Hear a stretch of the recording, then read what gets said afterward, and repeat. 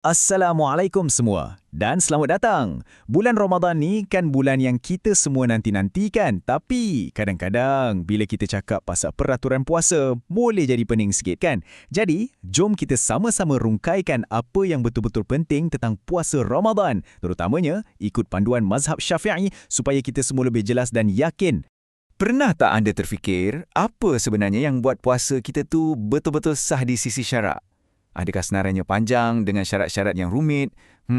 Mungkin anda akan terkejut sebab jawapannya sebenarnya jauh lebih mudah daripada yang kita sangka.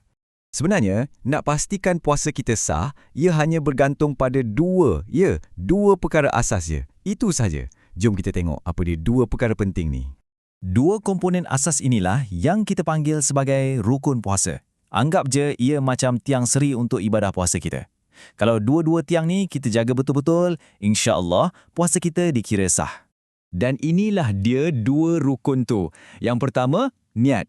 Dan yang kedua, menahan diri daripada apa-apa saja yang boleh batalkan puasa. Nampak mudah kan? Okey, jom kita bedah satu-satu. Kita mula dengan rukun yang pertama. Baiklah, kita mulakan dengan yang paling utama, niat.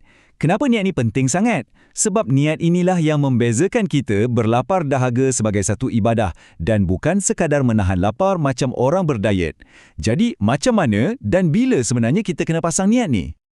Okey, yang ni tolong beri perhatian betul-betul ya. Dalam mazhab Syafi'i, kita mesti berniat puasa pada setiap malam Ramadan. Waktu untuk berniat tu bermula sebaik sahaja masuk waktu maghrib dan tempohnya berterusan sepanjang malam sampailah sebelum masuk waktu subuh. Ini lafaz yang kita semua dah biasa dengar sejak kecil lagi kan? Nawaitu sauma ghadin, yang maksudnya sahaja aku berpuasa esok hari menunaikan fardu Ramadan tahun ini kerana Allah Ta'ala. Walaupun yang wajib tu adalah niat dalam hati, melafazkannya adalah sunat. Ia bagus sebab dapat bantu kita lebih fokus dan tetapkan niat dalam hati. Tapi, ingat ya, perkara yang paling penting sekali ialah niat itu sendiri yang terdetik di dalam hati kita. Jadi kalau anda tak sempat nak lafazkan dengan lidah pun, asalkan dalam hati dah terlintas, esok aku nak puasa Ramadan kerana Allah, itu dah dikira sah. Baiklah, bab ni dah selesai. Sekarang, jom kita beralihkan rukun yang kedua, iaitu menahan diri daripada perkara-perkara yang membatalkan puasa. Apa je benda-benda tu? Tempoh kita kena menahan diri ni sangat jelas. Ia bermula dari terbit fajar, maksudnya bila masuk je waktu solat subuh dan berterusan sampailah matahari terbenam, iaitu bila masuk waktu maghrib. Sekarang, jom kita tengok senarai pembatal puasa. Kata kunci dekat sini ialah sengaja. Makan dan minum dengan sengaja atau muntah dengan sengaja memang akan batalkan puasa. Termasuk jugalah hubungan suami isteri di siang hari. Ada juga perkara-perkara semula jadi yang membatalkan puasa seperti datang haid atau nifas bagi wanita. Okey, kita dah tahu apa yang batal, tapi macam mana pula dengan perkara-perkara kecil yang selalu buat kita was-was?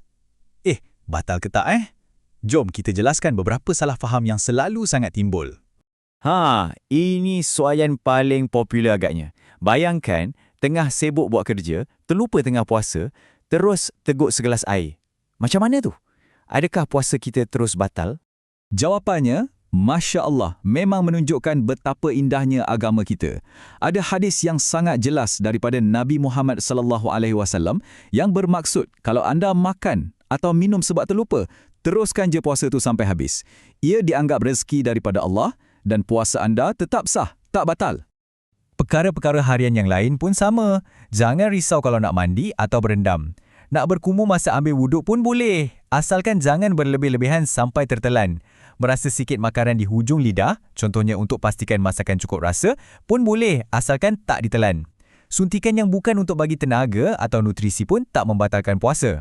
Okey, kita dah faham rukun-rukun yang wajib. Sekarang macam mana kita nak upgrade puasa kita, nak bagi lebih power dan lebih banyak pahala? Jom kita tengok amalan-amalan sunat yang sangat digalakkan. Ini antara amalan mudah tapi pahalanya besar. Pertama, jangan tinggal sahur sebab dalam sahur tu ada keberkatan. Lagi bagus kalau kita lewatkan sahur dekat-dekat dengan waktu subuh. Bila maghrib tiba, terus segerakan berbuka. Mulakan dengan kurma atau air. Ikut sunnah Nabi. Dan yang paling penting, banyakkan berdoa sebab waktu nak berbuka tu adalah antara waktu doa paling mustajab. Dan akhir sekali, untuk pastikan puasa kita ni betul-betul sempurna, jom kita tengok 2 kesilapan yang biasa sangat berlaku, terutamanya bagi kita yang berpegang pada mazhab Syafi'i. Ini sangat-sangat penting. Satu kesilapan besar ialah berniat sekaligus untuk sebulan penuh pada malam pertama Ramadan. Menurut mazhab Syafi'i, cara ni tak cukup. Amalan yang betul dan selamat ialah kita kena perbaharui niat puasa kita pada setiap malam. Satu lagi kesilapan ialah sengaja melambat-lambatkan mandi wajib. Contohnya, mandi hadas besar sampai dah masuk waktu subuh. Penting untuk kita mulakan ibadah puasa kita pada hari itu dalam keadaan suci. Jadi, pastikan mandi wajib diselesaikan sebelum terbit fajar ya. Jadi kalau nak buat rumusan ringkas, senang je nak ingat. Pertama, niat setiap malam. Kedua, tahan diri daripada semua perkara yang membatalkan puasa. Dan ketiga, tempohnya dari subuh sampailah maghrib. Kalau kita jaga 2 rukun utama ni, insya-Allah puasa kita diterima. Jadi sebelum kita berakhir, saya nak tinggalkan anda semua dengan satu soalan untuk direnungkan. Daripada semua amalan sunat yang kita bincangkan tadi, melewatkan sahur ke, menyegerakan berbuka, atau mungkin memperbanyakkan doa, yang mana satu agaknya anda nak fokuskan untuk jadikan Ramadan anda lebih bermakna tahun ni?